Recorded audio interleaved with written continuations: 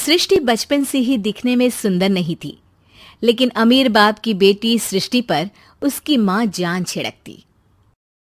मेरी बेटी कितनी प्यारी है, भगवान सबको सृष्टि जैसी बेटी दे। सृष्टि धीरे धीरे बड़ी होती है।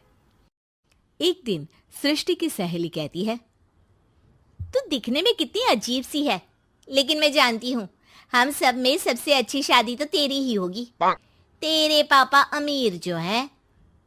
और बता नहीं सकते यार, दहेज तो हर कोई देता है, ये क्या ज्यादा ले जाएगी अपने पति के लिए? अरे बड़े शहर में कोठी है इसके पापा की।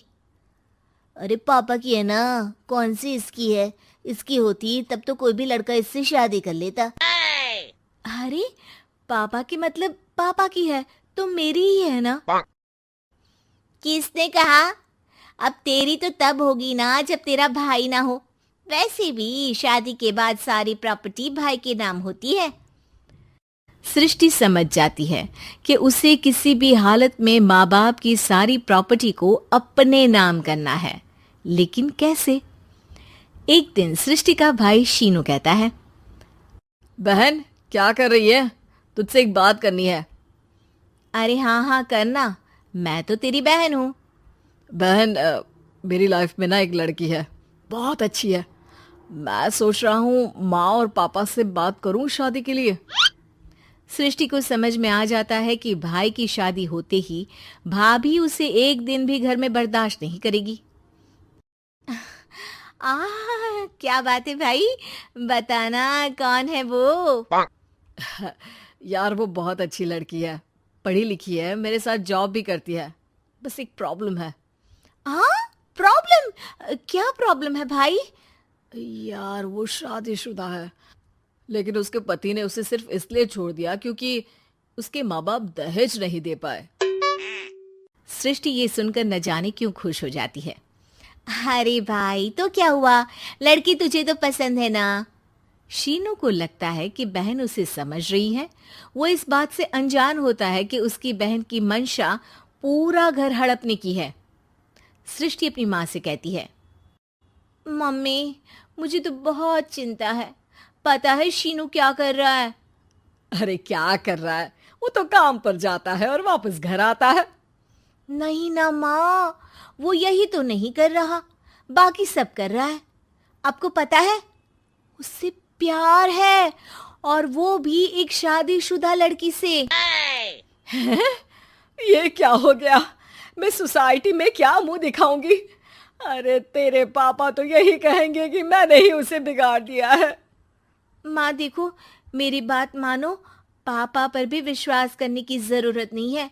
अब आप ही बताओ, पापा इतनी देर घर के बाहर रहते हैं क्यों, बोलो? अरे बेटा वो तो नौकरी करते हैं ना।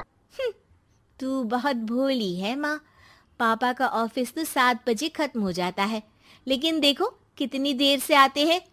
अरे नहीं नहीं बेटा, ऐसी कोई बात नहीं है। सृष्टि माँ को एक औरत से बात करते पिता की फोटो दिखाती है। देखो माँ कैसे हैं पापा, मैं ना कहती थी कि पापा सही नहीं है। मैं तेरे पापा से बात करूंगी, दे फोटो मुझे। ओ माँ, वो तो डिलीट हो गई। लेकिन चल, तूने तो देख लिया ना, पापा से बाद में बात कर लेना, और हाँ मेरा नाम बिल्कुल मत लेना। हाँ माँ। अब क्या था, सृष्टि के माँ और पिता के बीच झगड़ा होना शुरू हो जाता है। सृष्टि के मन में क्या चल रहा था कोई नहीं जानता था। एक दिन, माँ सृष्टि के लिए एक लड़का देखा है, वो लोग शाम को उसे देखने आने वाले हैं। और हाँ माँ, एक खुशखबरी, मैं और पापा मिलकर एक नया बिजनेस ट्राई कर रहे हैं। शाम को लड़का आता है, सांवले रंग का। सृष्टि को तो बिल्कुल भी पसंद नहीं आता। लड़की की माँ कहती है, लड़की का चेहरा तो कोई खास नहीं, लेकिन अगर मेरे बेटे को आप लोग सेटल कर दें तो मैं उसकी शादी आपकी बेटी से करवा दूं। सृष्टि को लड़का बिल्कुल पसंद नहीं था। उसे भाई पर गुस्सा आ जाता है। लड़के वालों के जाने के बाद कहती है, माँ देखा शीनू मेरे लिए कैसा लड़का लेकर आया, न दिखाने लायक न सुनने लायक, सेटल भी नहीं, वो भी हम करे। अरे माँ, मैं जानती हूँ ये मेरी शादी किसी भी घर में क्यों करवाना चाहता है। अरे कैसी बात कर रही है बहन? तूने तो देखा ना, लड़के को मैंने ही मना कर दिया तुझसे शादी के लिए। जिसने लड़का बताया था उसने उसकी बहुत तारीफ की थी। बात आई गई हो जाती है, लेकिन सृष्टि का मन शांत नहीं होता। क्या करूं, कुछ समझ में नहीं आ रहा। मेरी शादी हो गई तो ये लोग पूरी प्रॉपर्टी शीनू के नाम कर देंगे, मेरे हाथ तो कुछ लगेगा ही नहीं। तभी सृष्टि को आइडिया आता है। वो किसी वकील को फोन करती है। जी देखिए, अगर आपके मम्मी पापा का तलाक हो जाता है तो आपके पिता की आधी प्रॉपर्टी आपकी माँ के नाम हो जाएगी, फिर उसे वो किसी को भी दे सकती है। सृष्टि अब माँ को बेटे के खिलाफ भरती है। माँ, शीनू पर नजर रखा करो, वो जिस लड़की के प्यार में है ना वो शादीशुदा है।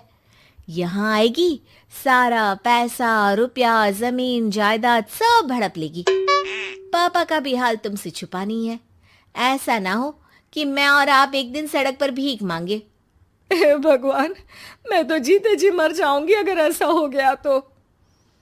ऐसा हो गया नहीं माँ, ऐसा ही होगा। अभी समय है, आगे का सोच लो। मैं तो कहती हूँ पापा से आधी प्रॉपर्टी लेकर अलग हो जाओ। पापा की आधी प्रॉपर्टी भी हम लोगों को अगर मिल जाती है ना तो अगले 7 जन्म सफल समझो। बेचारी माँ बेटी के कहने पर पति से तलाक लेकर अलग हो जाती है। सृष्टि अब पैसों से गाड़ी और अपने दूसरे महंगे शौक पूरे करने लगी। उसके दोस्त भी उसके पैसे इस्तेमाल करते। सृष्टि, कल तुम कहाँ थी?